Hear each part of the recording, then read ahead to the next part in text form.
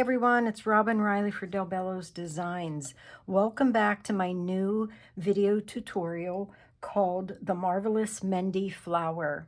Before we get started though, let me remind you to join us on Facebook in both of our groups. We have the Bello's Design Lounge and we also have the Bello's Design a la carte page. Come on over there and hang out with us for a bit.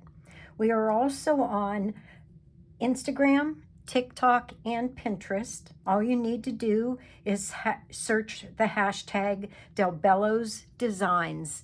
You'll see lots of fun stuff there and get so much inspiration. All right, let's get started with the supplies that will be needed to make this beautiful, marvelous Mehndi flower. First, you're going to need 2 pieces that will measure 5" by 5". I'm going to recommend you use a weight of 100 pounds or more for this. One piece will be the largest part of the Mehndi flower. The other piece will be the actual card topper itself. Next, you will need 2 to 3 pieces of 65-pound cardstock measuring the same 5" by 5". We will be using these thinner sheets of card for the layering pieces of the Mehndi die. The card base itself will measure 5" by 10", and it will be scored at the 5" mark. The sweet poppy supplies that you will be needing. First and foremost, on the base here, I have a magnetic sheet. Working with sweet poppy stencils, I would always recommend the use of a magnetic sheet.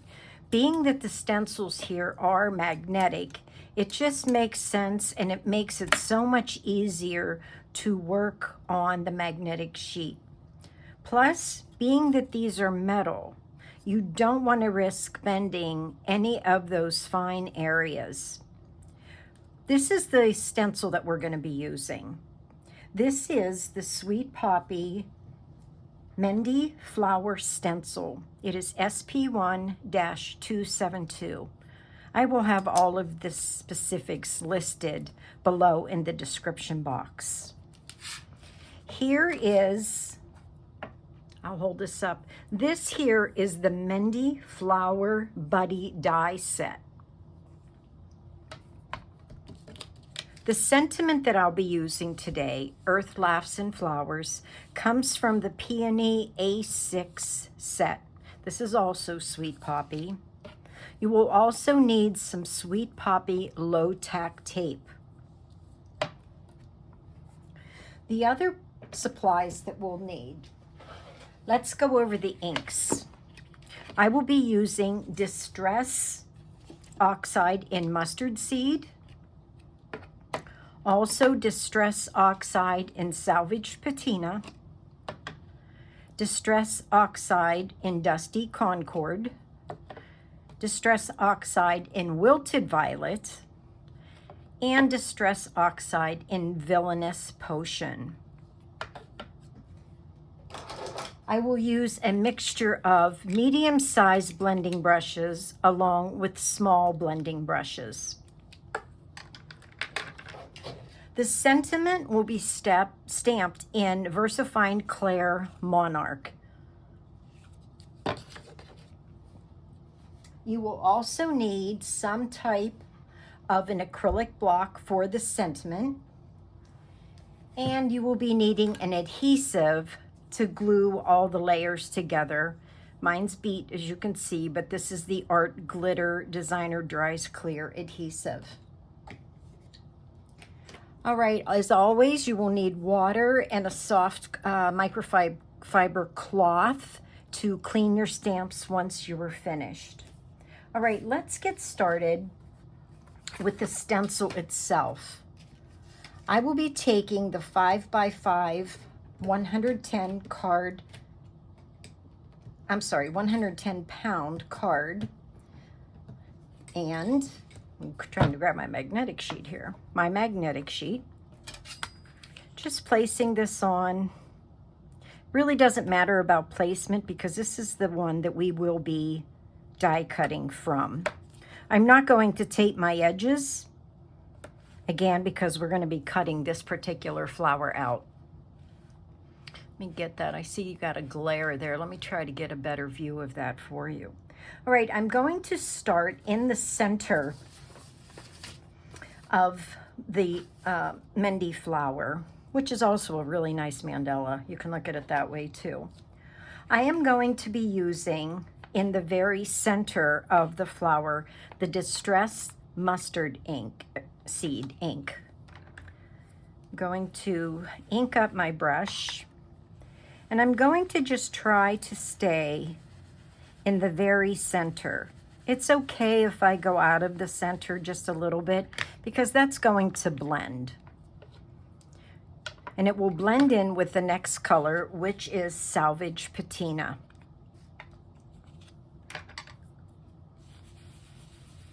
Inking up, I'm going to just try to do the next layer in the Salvaged Patina.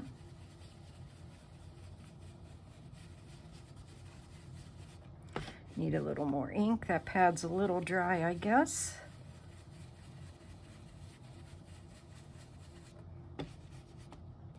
Blending around the entire mandala, trying to stay evenly as I go.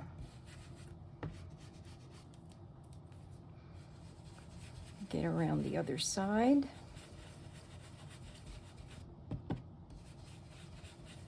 Now, always with blending, I go back to the previous color and blend where those two colors meet. This provides a nice transition. The next layer will be done in the Dusty Concord. My Dusty Concord is a tad bit moist, so I'm going to try not to apply too much.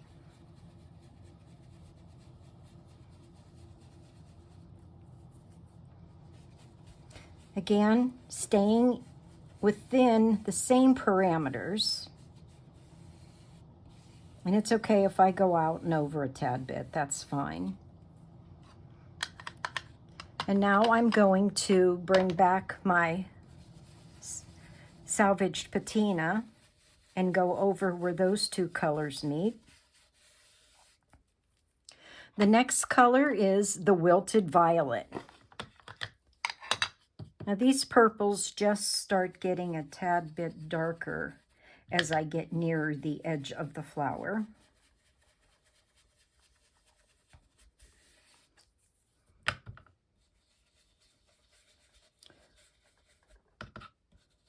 This is a nice group of purples to work with as far as getting a nice blend. I'm going to go over all of the purple areas. Now, lastly, I will bring in the Villainous Potion. This is my darkest purple. As you can see, I haven't changed blending brushes. I use this brush for all shades of purple.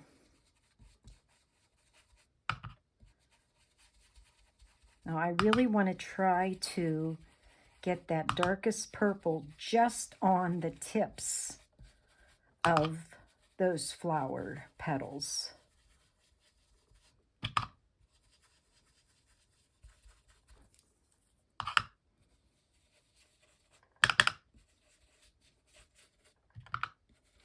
With these metal stencils, I find I do have to press a little bit harder than what I would be doing if I was using a plastic stencil or a paper stencil. Right, I'm just going to smooth over all of the purple. And I feel pretty good about how that's looking right now. Let's reveal the underneath. Oh, I'm very pleased with that. Now, a little tip when using these metal stencils. Now, today I'm using Distress Oxide, so I don't have to throw this immediately into water because this is water activated. As soon as I'm finished though, I am going to clean the stencil. I like to use a soft toothbrush under some warm water. If I need a little soap, I just add some dish soap, hand soap to the brush, scrub it in there just so I don't contaminate it for the next time I go to use this. All right, now the next part we're going to do is to use the actual die cut. So being that this is a metal die cut, I find it much easier to continue to work on the metal back piece that I have here. Putting the cut side down, which is the side with the small ridge, grabbing one piece of my tape ahead of time, I'm going to do my best to line up this die with the stencil. Now, this takes a little practice and some finagling and wiggling, but what I'm trying to do is to get the same edging around the majority of those petals. That looks pretty good. So I don't want to bump it. That's why I'm using this tape. I'm going to set it down to hold it in place while I apply the next piece. Grabbing another small piece of tape. And the reason I grab the tape first is, believe me, I've done this so many times, I end up bumping the stencil and moving it once I get it in place. So if I have my tape in hand, it's easier for me to just tape it as this, my right hand is holding it in place. So I'm going to cover that middle piece, one more piece of tape, and then I will bring in the center die piece. And again, matching this up so that I have similar edges to each one of those petals. All right, and I will again tape this piece down. Now, something that I did forget to mention in the supply list was a die cutting machine. I use a Big Shot. You can use any type that you want. All right, I am going to go and cut these pieces from my die, and at the same time, I am going to disassemble this, and I will cut using the middle metal piece. I'm going to cut 2 more blanks from the 65-pound card, and I will cut the centerpiece, 3 of that center piece out of the 65-pound card. I'm going to pause the video at this point, and I'll be right back with you. Hold on. Okay, I'm back now. I have run this through my die cut machine. I am going to remove these pieces of tape. The reason I love Sweet Poppy tape is that it really never harms my card.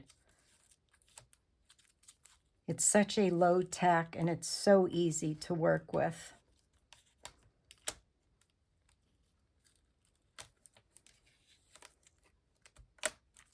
All right, now let's remove the pieces.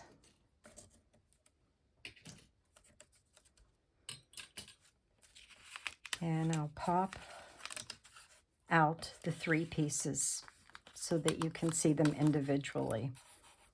Look how pretty these are. Just so amazing. And the quality of a buddy die is well worth every cent. All right, first thing I'm going to do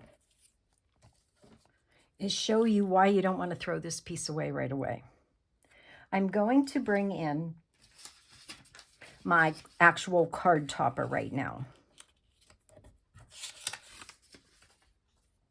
I'm going to place this onto my card topper, and I'm going to add just a little piece of tape to hold it in place.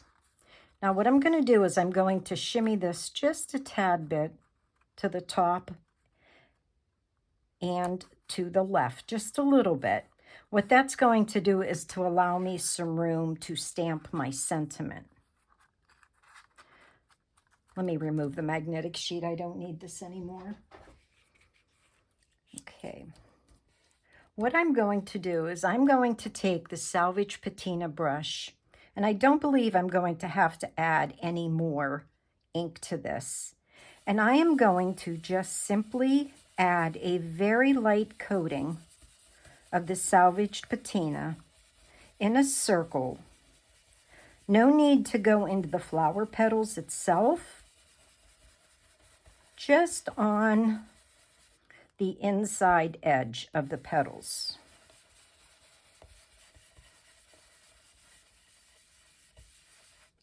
All right, I'm going to remove that.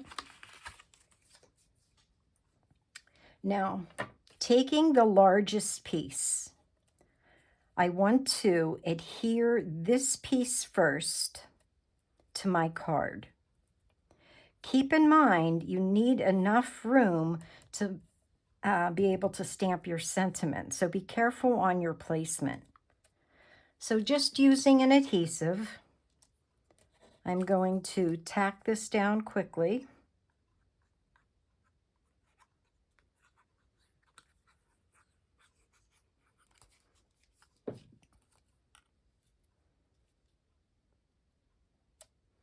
Again, keep in mind where you want that sentiment. All right, that looks very good. I'm happy with that placement and the colors. Let me get my pin back in my adhesive. Okay, so for the next piece, which is the centerpiece, I'm going to adhere the centerpiece to the two blanks that I have. And why I'm doing that is to lift this this piece, the middle piece, off of the card. Might have gone in a little too far with that glue. Now, when I line up to do this, I place a leaf down and then I pinch the others on the side lightly, not enough to bend them, but to make sure that they line up properly. All right, let me add one more piece to this.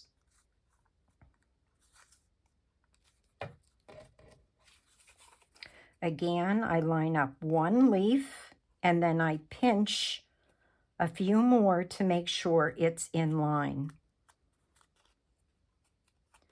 I am going to bring back my purple brush and I'm going to edge just the tips of each of these petals.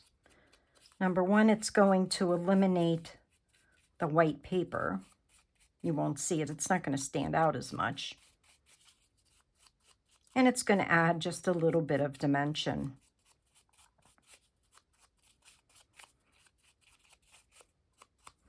All right. Now this one, when I go to place it, I'm not going to do this like a puzzle. I'm going to off-center those pieces in this direction. So I'm only going to need my adhesive on the tips of those petals.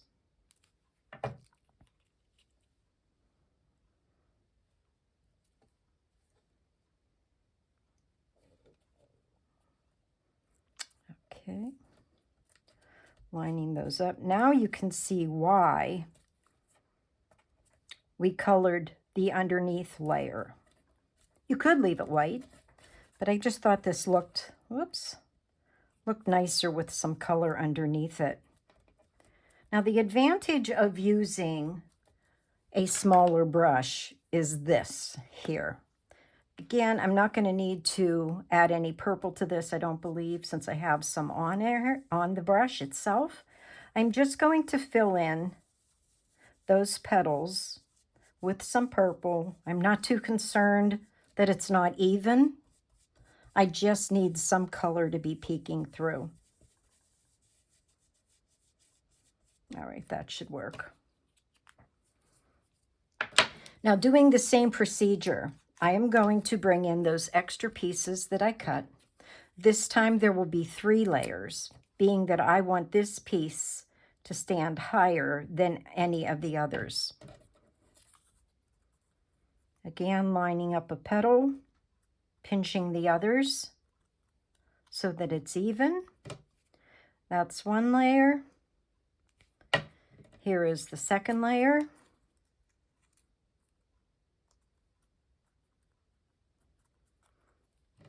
Please keep in mind, when you make a card that is dimensional, this will cost more money to mail. And you also want to ask your mail person to hand stamp, which they probably will recommend that anyway, just due to the size and the thickness. But it's something I always do when I go to the post. I make sure I ask them to hand stamp for me so that I don't have it destroyed in the mail. All right, this is a new brush, so I do need to ink this up a little bit. I'm using the salvaged patina on the edge here. Again, just kind of covering up a little bit of that white area that was created with the layers. Adds another layer of color and interest to the flower itself.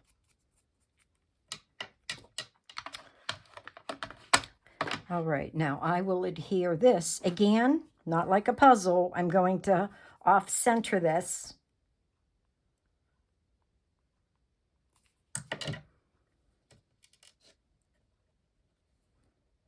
Trying to keep it spaced as evenly as possible. And there you can see just a hint of that purple shining through on the bottom. All right, let me make some room here. And now I'm going to add the sentiment. Again, this sentiment comes from Sweet Poppy Peony A6. It says, Earth laughs in flowers. Using my acrylic block, get it going the right direction. And I do have a stack of paper here that I'll stamp on. You want to try to stamp when you're using an acrylic block on a surface that's going to give a little. You don't want it to be real rock hard and solid. So using the VersaFine Clair ink,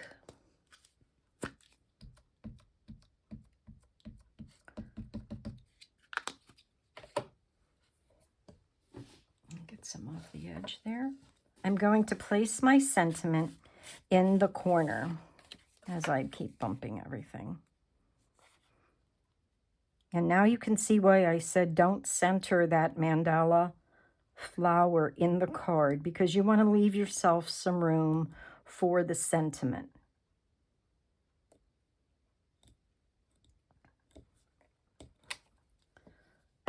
Very nice. I like that. Now the last thing I have to do is just add this to my card base itself. Let me fold this. Apply some adhesive to the back of my card.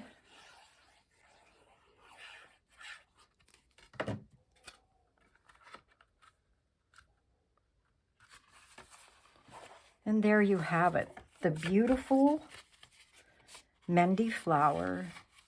Can you just imagine some of the other color combinations that you could use to achieve this? Let me show you one. This was one I practiced on a while ago, just in various colors of various shades of orange and yellows. And I used a little bit of brown in the center for this one.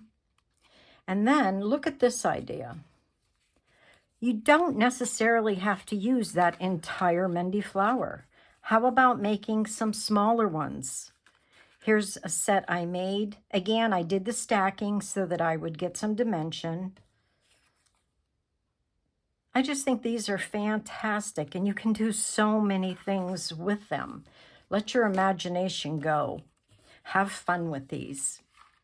All right, I hope you enjoyed this.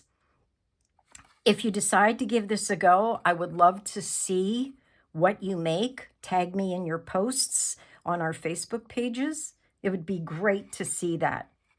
Okay, everybody, thanks for joining me. Hope to see you soon.